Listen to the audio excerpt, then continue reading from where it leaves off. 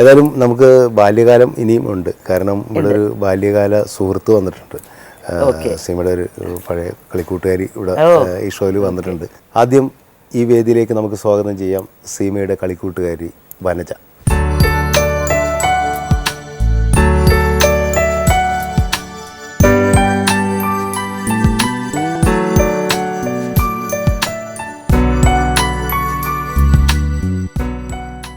കുട്ടിക്കാലം മുതലുള്ള ആണല്ലേ? അങ്ങനെ ഞങ്ങളാണ്. അപ്പം വലിയ ഫേമസ് സോങ് ആയിരുന്നല്ലോ, കടലിനക്കര പോന്നൂര്, സ്കൂളിൽ ഞങ്ങൾ രണ്ടുപേരും കൂടി അവതരിപ്പിച്ചത്. അല്ല, കൊറിയോഗ്രാഫ് അവള് ചെയ്തു. വലിയ സുഹൃത്താണ് ഞങ്ങൾ. അപ്പം ഞങ്ങൾക്ക് ഒരു ദിവസം പോലും കാണാണ്ടിരുന്നു കഴിഞ്ഞാൽ ഭയങ്കര വിഷമമാണ്. എങ്ങനെയെങ്കിലും ഒന്ന് കണ്ട് സ്കൂളിലോട്ട് വീട് അടുത്താണ് താമസിക്കുന്നത്. ക്ലാസ്സിലും അങ്ങനെയാ, സുന്ദരിയാണ്. എല്ലാ പിള്ളേരും അവിടെ തന്നെ പോയിക്കൊണ്ടിരിക്കും. പക്ഷെ കാണുന്നവർക്ക് ഭയങ്കര അസൂയാണ് ഞങ്ങളെ കണ്ടു കഴിഞ്ഞാൽ.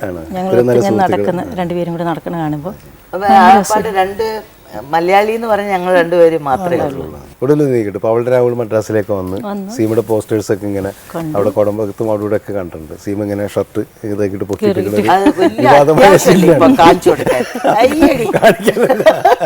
അത് കണ്ടപ്പോൾ എന്താ തോന്നിയത്? കണ്ടിട്ട് വന്നതേ ഞാൻ പറഞ്ഞു, ഞാനിപ്പോൾ ഇടയിൽ അത് കണ്ടതേ ഉള്ളൂ എന്ന് പറഞ്ഞു. ആ സീനും കാണിച്ചു കണ്ടു. എനിക്ക് ആ പോസ്റ്റേഴ്സൊക്കെ അടിച്ചപ്പോൾ സംശയമായിരുന്നു, ഇദ്ദേഹം തന്നെയാണോ ഇവളെ തന്നെയാണോ എന്നുള്ളത്. അങ്ങനെ ചോദിച്ചില്ല. അപ്പോഴേക്കും സാഹചര്യം നമുക്കത് കിട്ടിയില്ല. ഞാനൊരു സൈഡിൽ സെറ്റിലായില്ലേ, ഇവിടെ തിരഞ്ഞു പിടിക്കാൻ എനിക്ക് ബുദ്ധിമുട്ടായിരുന്നു. പിന്നെ ഒരു സാഹചര്യത്തിൽ വെച്ച് കണ്ടുപിട്ടി. പിന്നെ എന്താ പറയുക, ഞങ്ങൾ തമ്മിൽ ആത്മാർത്ഥമായിട്ട് എന്തൊക്കെയോ ഞങ്ങൾ തമ്മിലുണ്ട്, പക്ഷേ എക്സ്പ്രസ് ചെയ്യാൻ പറ്റുന്നില്ല.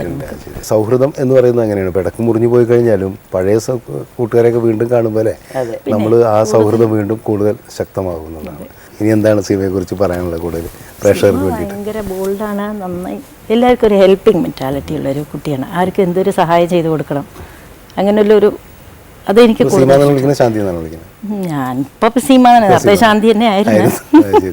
ഇല്ല, ഞാൻ പറഞ്ഞു വന്നത് ഇപ്പോൾ അച്ഛൻ ഉപേക്ഷിച്ച് പോയി, പക്ഷെ പിന്നീട് അച്ഛനെ കാണണമെന്ന് ഭയങ്കര ഇഷ്ടമുണ്ടായിരുന്നു അല്ലേ? പിന്നെ അച്ഛന് ഭയങ്കര വീക്കാണ് എനിക്ക്. അപ്പം അച്ഛനെ അമ്മേനേക്കാളും കൂടുതൽ അച്ഛനെ ഇഷ്ടം. കോടതി വിധി ഉണ്ടായിരുന്നു ഇടയ്ക്ക് അച്ഛനെ പോയി കാണാന്നുള്ള രീതിയിൽ അല്ലേ? കോടതി വിധി ഇല്ല, അത് കോടതിയിൽ ഇരുന്നാലും അത് അങ്ങനെ സാറ്റർഡേ സൺഡേ പോവാന്നൊക്കെയാണ്. അതൊരു സുപ്രഭാതത്തിൽ നിന്നപ്പം പഠിക്കും ഡാൻസിലൊക്കെ ആയപ്പം പിന്നെ 18 വയസ്സിൽ അച്ഛൻ വന്ന് വിളിച്ചു, പോവില്ല എന്ന് പറഞ്ഞു. അപ്പം അമ്മ പറഞ്ഞു, നിനക്ക് അച്ഛൻ്റെ കൂടെ പോവുകയാണെങ്കിൽ പൊയ്ക്കോ എന്ന്.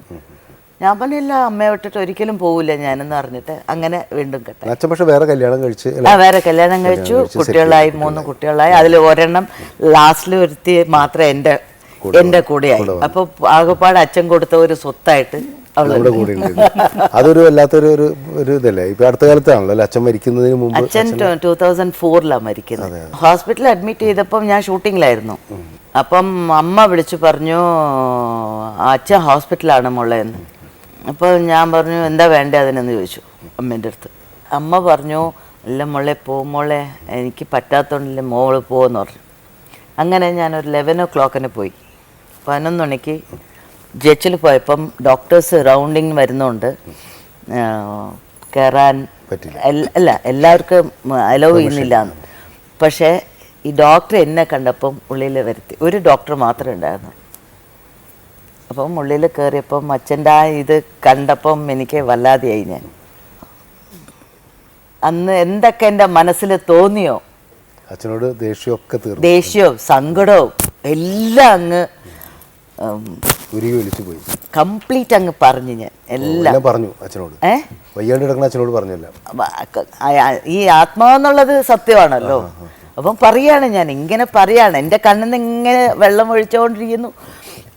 കംപ്ലീറ്റ് എന്തൊക്കെ ഈ 10-20 കൊല്ലമായിട്ടുള്ള 10-40 കൊല്ലമായിട്ടുള്ള പ്രശ്നം എന്തൊക്കെയുണ്ട് ഇതൊക്കെ അങ്ങ് കംപ്ലീറ്റ് അങ്ങ് തീർക്കുകയാണ്. എന്തൊരു ഇഷ്ടമായിരുന്നു എൻ്റെ അച്ഛനെ എനിക്ക് എന്നൊക്കെ പറഞ്ഞ് ഇങ്ങനെ വല്ലാതെ ആവുകയാണ് ഞാൻ.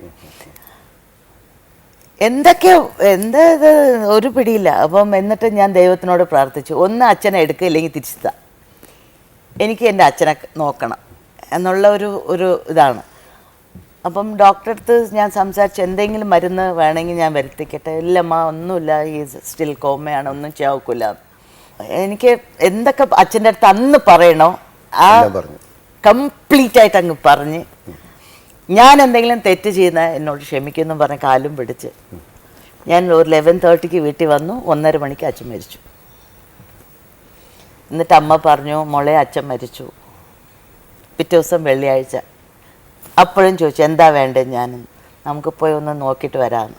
പോവാ എന്ന് പറഞ്ഞ് പിറ്റേ ദിവസം 9 മണിക്ക് പോയി അവിടെ ഇരുന്നു. എല്ലാം കഴിഞ്ഞു, ചടങ്ങുകൾ കഴിഞ്ഞു. അച്ഛന് നല്ല അത് നമ്മൾ സിനിമയിൽ എനിക്കിതൊക്കെ ഒരു സിനിമ എന്നുള്ളത് സിറ്റുവേഷൻ ഒരുപാട് ഫേസ് ചെയ്തിട്ടുണ്ടാവും അല്ലേ? അച്ഛൻ്റെ അടുത്ത് എപ്പോഴും ടാറ്റയും കാണിച്ച് അച്ഛന് കുട്ടിയാണ് ഞാൻ എപ്പോഴും ഉമ്മയൊക്കെ വെച്ചിട്ട് പോകുമ്പോൾ ഈ യാത്ര പോകുമ്പോൾ ഞാനിങ്ങനെ ടാറ്റ ചാ എന്ന് പറയാണ്. ഡെഡ് ബോഡി പോകുമ്പോൾ ടാറ്റ ചാ അച്ഛൻ ടാറ്റ ചാ എന്ന് പറഞ്ഞുകൊണ്ടിരിക്കുകയാണ്. അത് അച്ഛനെ പറഞ്ഞയക്കുകയാണ് ഞാൻ ടാറ്റ ചാ എന്നും പറഞ്ഞിട്ട്. എന്നിട്ട് അമ്മ പറഞ്ഞ് പുറപ്പെടാന്ന് ബോഡി ഇങ്ങ് ബെൽഗ്രൗണ്ട് പോന്നു. ഞങ്ങളിങ്ങനെ വരും.